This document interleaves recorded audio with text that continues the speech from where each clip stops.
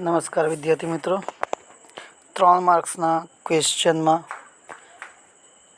1 metre bridge આકૃતિમાં દર્શાવ્યા મુજબ વાય અવરોધ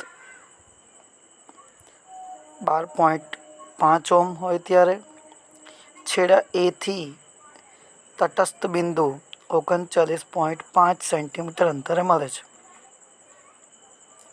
તો અવરોધ એક્સ શોધો. શા માટે વ્હીટસ્ટોન બ્રિજ અને મીટર બ્રિજમાં અવરોધો વચ્ચેનું જોડાણ જાળી ધાતુની પટ્ટી દ્વારા કરવામાં આવે છે?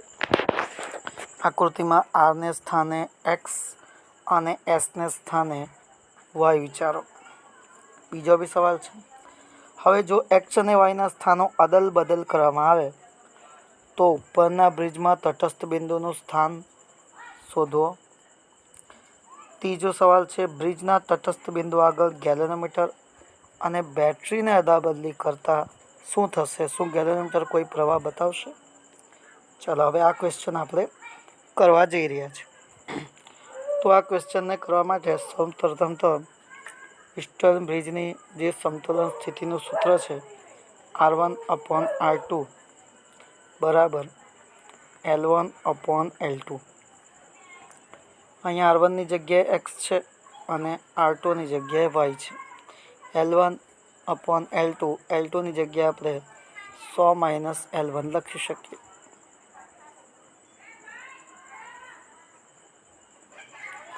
ચાલો હવે જે કિંમતો આપણને આપેલ છે તે કિંમતોનો ઉપયોગ કરીએ. તો અહીં આપણે જોઈ શકીએ કે વાયની કિંમત આપણને આપેલી છે અને એક્સની કિંમત આપણે શોધવાની છે. તો x/y, તો વાયને અહીંયા મલ્ટીપ્લાય કરી દઈએ તો એક્સ બરાબર આપણે શોધી શકીએ. L1ની કિંમત છે 39.5 અને વાયની કિંમત છે 12.5. 39.5માંથી એટલે કે 100માંથી 39.5 બાદ કરો તો 60.5 થાય. તો હવે આનો ગુણાકાર ભાગ્યા 60.5 કરીએ તો એક્સની કિંમત જે છે આપણને 8.16 ઓહ્મ મળે છે. આમ આપણને એક્સ મળી ગયેલ છે. હવે આની અંદર બીજો ક્વેશ્ચન, એક બીજી વસ્તુ બી યાદ રાખવી કે તાંબાની જાળી પટ્ટીઓનો અવરોધ અવગણી શકાય તેટલો ઓછો હોય, તેથી તેના ઉપયોગથી જોડાણ અગ્રનો અવરોધ ઘણો ઓછો થાય અને વ્હીટસ્ટોન અથવા મીટર બ્રિજથી માપતો અવરોધ બદલાતો નથી.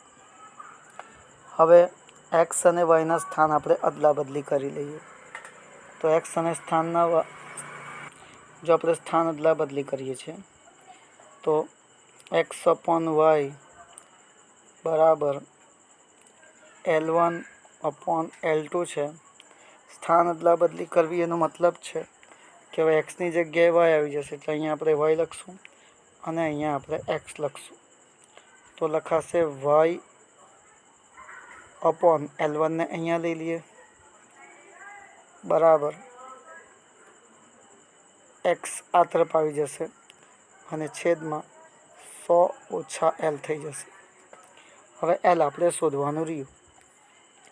તો 12.5 ભાગ્યા L બરાબર એક્સ આપણે શોધેલું છે 8.16 ભાગ્યા 100 - L. તો આપણે આ બાજુ 100 - Lને મલ્ટીપ્લાય કરી દઈએ તો 12.5 કૌંસમાં 100 - L બરાબર 8.16 × L.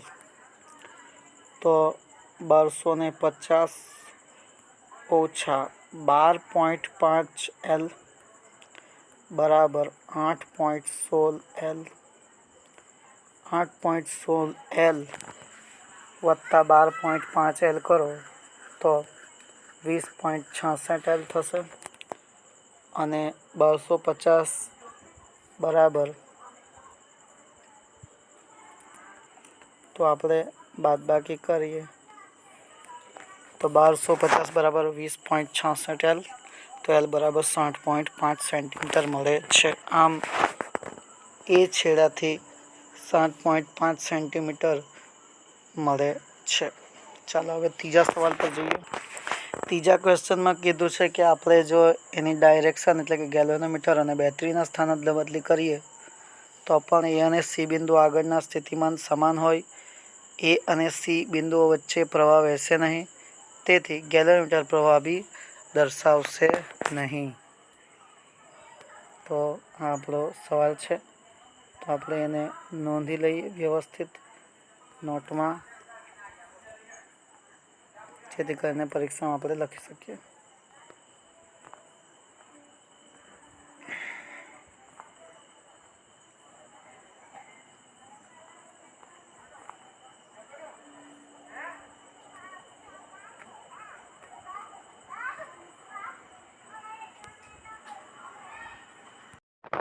किर्चॉफनो बीजो नियम एटले के लूपनो नियम लखीने समझाओ। पहले तो नियम लखीए, कोई बंद परिपथमाना अवरोधो, कोई बंद परिपथमाना अवरोधो अने तेमांथी वहेता आनुषंगिक विद्युत प्रवाहनो गुणाकारनो, एटले के बंद अवरोधो एटले जेटला बी अवरोधो छे ते अवरोधो अने विद्युत प्रवाहो एटले के आर अने आई नो गुणाकार समग्र बंद मार्ग परना बैजिक सरवाळा ते बंद मार्ग में लागू पड़ेला ईएमएफ ना बैजिक सरवाळा बराबर होय छे। नव स्टेटमेंट आम पण आपी शकाय कि अवरोधो अने विद्युत कोषो धरावता कोईपण बंदगाळामां स्थितिमानना फेरफारोनो बैजिक सरवाळो शून्य थाय छे। आम जोवा जईए तो परीक्षा में तमने आवो परिपथ आपेल नथी, पण तमे आवुं परिपथ दौरीने भर जवाबो आपी शको छो। आवुं पंचकोण दौरवानो छे। आपेल पंचकोण में तो एक अवरोध, बीजो अवरोध, तीजो, चौथो अने पांचमो, आम 5 अवरोध बताववाना छे। साथे 2 बेटरी बताववानी छे। एक E1 बेटरी अहींया बताववानी छे, E2 बेटरी बताववानी छे। दरेक अवरोधनी अंदर प्रवाहनी डायरेक्शन बताववानी छे। तो प्रवाहनी डायरेक्शन एक I1 अहींया बतावी दीए, I2, I3, I4 अने I5। हवे आखो जे बंद गाळो छे ते आखा बंद गाळानो जे मार्ग छे ते ए थी स्टार्ट करशुं, बी, सी, डी, ई अने फरी पाछा आपणे ए पर पहोंचशुं। आ स्थाने आपणे अवरोध R1, R2, R3, R4 अने R5 मां छे। आ बधामां प्रवाहो I1, I2, I3, I4, I5 छे अने तीन दिशा मात्र 2 कोषो E1 अने E2 जोड़ेला छे। ए बी सी डी अने ई आगळना विद्युत स्थितिमानोनुं क्रमे VA, VB, VC, VD अने V छे। बंद परिपथमांना कोई एक बिंदुथी शरू करी समगळी के विषमगळी दिशा में दरेक बिंदुए विद्युत स्थितिमानो नोंधीए। जो कोई शाखा में मुसाफरीनी दिशा अने प्रवाहनी दिशा समान होय तो स्थितिमान ऋण एटले के जे डायरेक्शन में प्रवाह छे ते डायरेक्शन में आपणी मुसाफरी छे तो विद्युत स्थितिमान ऋण गणवानुं अने जो एनी विरुद्ध में छे तो विद्युत स्थितिमान धन लेवानुं। बीजी एक महत्वनो नियम छे, 2 नियम पर चालीए ने आपणे, एक आ नियम अने बीजो आ नियम कि जो कोषना ऋण ध्रुवमांथी दाखल थाय, कोषना ऋण ध्रुवमांथी आपणे दाखल थाय अने धन ध्रुवमांथी निकळीए तो ईएमएफ जे छे ते धन लेवो पड़शे। अने जो आपणे धन ध्रुवमांथी दाखल थाय अने ऋण ध्रुवमांथी बहार आवे तो ईएमएफ आपणे ऋण लईशुं। आ 2 नियमों पर आपणे मुसाफरीमां विद्युत स्थितिमाननी गणतरी करवाना छे। चालो तो धारो कि ए बिंदुथी समगळी दिशामां आपणे मुसाफरीनी शरूआत करीए छीए। तो जुदा जुदा बिंदुए विद्युत स्थितिमान नोंधता जईए। ए पासे विद्युत स्थितिमान VA कहेवाशे। ए थी बी पहोंचीए तो VA मांथी -I1R1 अने E1 में आपणे ऋण ध्रुवथी घुसीए अने धन ध्रुवमांथी निकळे एटले +E1। ते रीते B थी C में जाए तो VC बराबर VA -I1R1 +E1 +I2R2।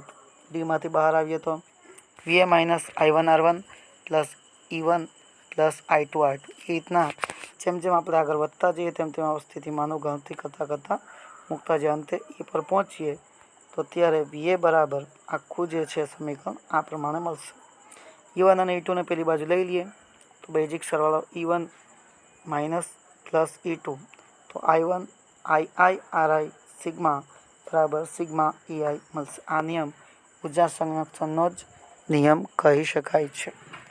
તો આ આખો નિયમ જે છે તે આપણે જોઈ ગયા, તે નોંધી લેવું.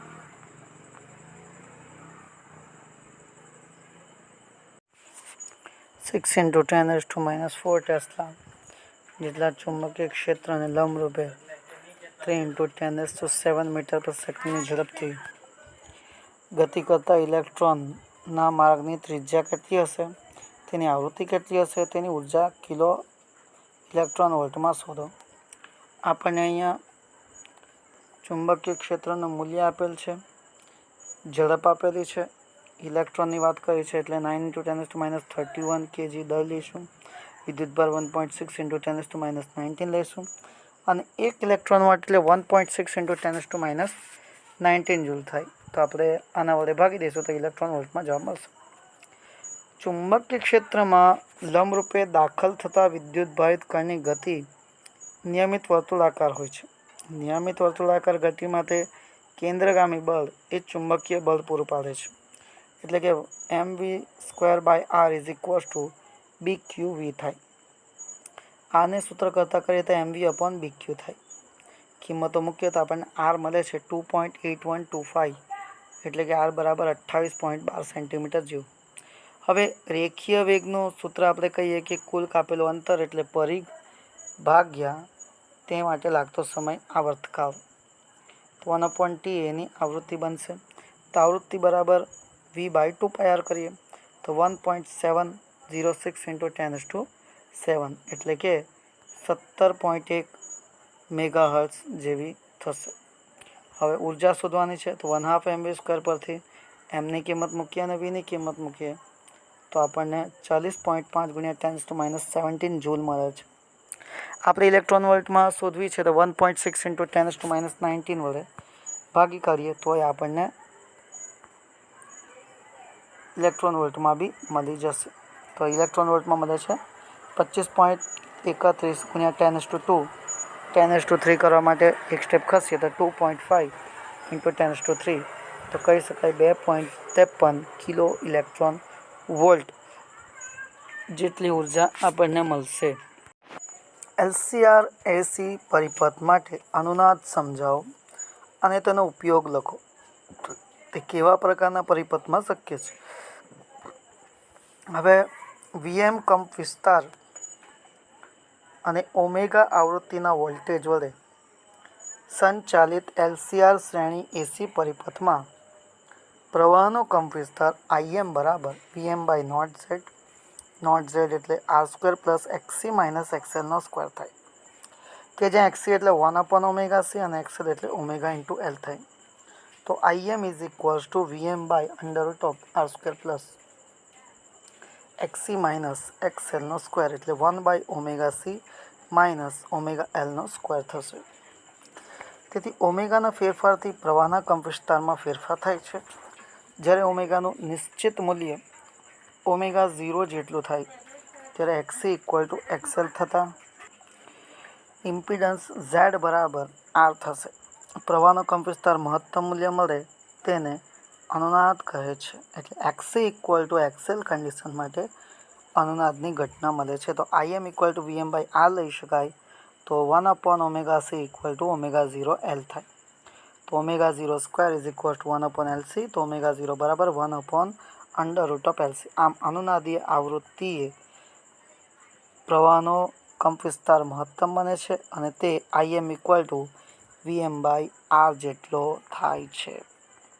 હવે એક આલેખની સમજૂતી માટે આપણે થોડી માહિતી એકત્રિત કરીએ તો આકૃતિમાં દર્શાવ્યા મુજબ 1 મિલી હેનરી ઇન્ડક્ટર, 1 નેનોફેરાડે કેપેસિટર અને અવરોધ આરના બે મૂલ્યો 100 ઓહ્મ અને 200 ઓહ્મ માટે આપણે LCR પરિપથ માટે ઓમેગા અને Im થતા ફેરફારો દર્શાવેલા છે.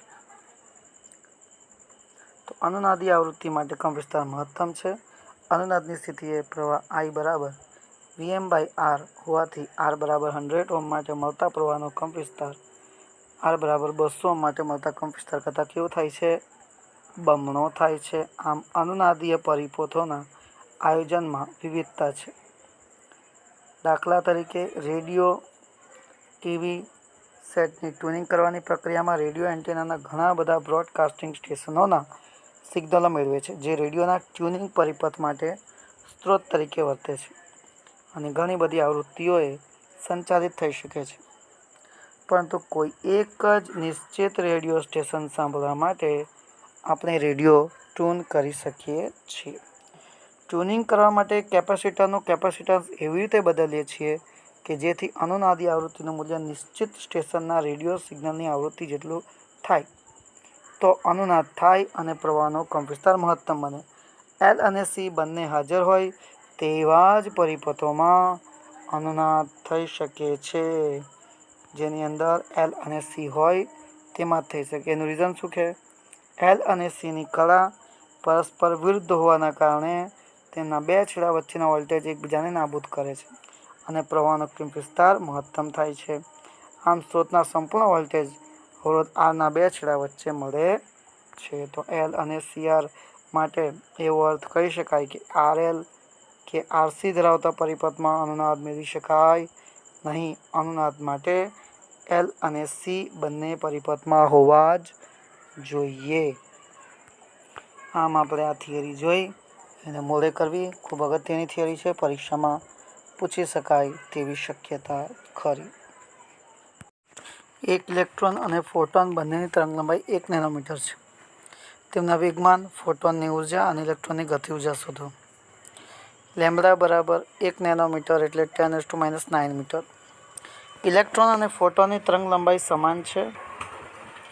p બરાબર h/λ પરથી તેમના વેગમાન સમાન હોય તો p h/λ પરથી p મળે છે 6.63 × 10⁻25 kg/મીટર/સેકન્ડ જેટલું વેગમાન. ફોટોનની ઉર્જાની ગણતરી કરીએ તો ફોટોનની ઉર્જાની ગણતરી અહીંયા E hc/λ પરથી 6.63 × 10⁻34 3 × 10⁸ 19.89 × 10⁻17 જૂલ. ઇલેક્ટ્રોન વોલ્ટમાં કન્વર્ટ કરીએ તો 12.43 × 10⁻³ ઇલેક્ટ્રોન વોલ્ટ એટલે 1.243 કિલો ઇલેક્ટ્રોન વોલ્ટ થશે. ઇલેક્ટ્રોનની ગતિ ઉર્જા એટલે કે p²/2 એમ કરીએ. p આપણે શોધેલું છે આગળ 6.63 × 10⁻25 તેનો સ્ક્વેર બાય 2 ઇલેક્ટ્રોન દર 9.1 × 10⁻31 તો આપણને મળે છે 2.4152 × 10⁻19 જૂલ. ડિવાઈડ કરીએ 1.6 × 10⁻19 વધે તો 1.51 ઇલેક્ટ્રોન વોલ્ટ જેટલું ગતિ ઉર્જા મળશે. હવામાં 300 કેલ્વિન તાપમાને રહેલા નાઇટ્રોજન અણુની ડી બ્રોગલી તરંગલંબાઈ કેટલી હશે? અણુ આ તાપમાને અણુઓની સરેરાશ વર્ગિત ઝડપના વર્ગમૂળ જેટલી ઝડપથી ગતિ કરે છે તેમ ધારો. નાઇટ્રોજનનો દળ 14.0076 યુલો. પહેલે તો નાઇટ્રોજનના દળની વાત કરીએ તો નાઇટ્રોજનનો અણુ એટલે N2 થાય છે. N2 એટલે નાઇટ્રોજનના એક અણુમાં નાઇટ્રોજનના 2 પરમાણુ આવેલા છે. તો એકનો દળ જે છે 14 છે 1.6 × 10⁻27 સાથે સાથે કેજીમાં બી કન્વર્ટ કરીએ તો આટલું આપણને એનું દળ મળશે. બોઝમેન કોન્સ્ટન્ટ 1.38 × 10⁻23 જૂલ પ્રતિ મોલ કેલ્વિન.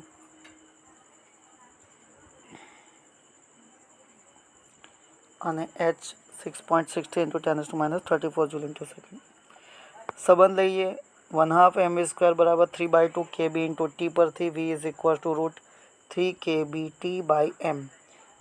p mv તો m ની કિંમત અંદર મૂકીએ તો ડી બ્રોગલી તરંગલંબાઈમાં કિંમત મૂકો h/p પરથી તો h ની કિંમત 6.63 × 10⁻34 3 અને m ની કિંમત મૂકીએ, kb ની કિંમત મૂકીએ અને 300 તો આપણને કંઈક આ પ્રમાણે મળશે અને એના પરથી 0.028 નેનોમીટર જેટલી ડી બ્રોગલી તરંગલંબાઈ આપણને મળશે. આકૃતિમાં બે ઇનપુટ ધરાવતા OR ગેટ માટેના ડિજિટલ સિગ્નલ દર્શાવ્યા છે. OR ગેટના આઉટપુટમાં મળતા તરંગનો આકાર કેવો હશે તે દોરો. જો મિત્રો આવી જ્યારે ઇનપુટ ને આઉટપુટની વાત થાય બરાબર. પહેલે તો ઓર ગેટ છે, તો ઓર ગેટનું સમીકરણ યાદ રાખવાનું, y equal to a plus B. એટલે એ અને બી ઇનપુટ જે છે તે આપણે ગણવા પડે.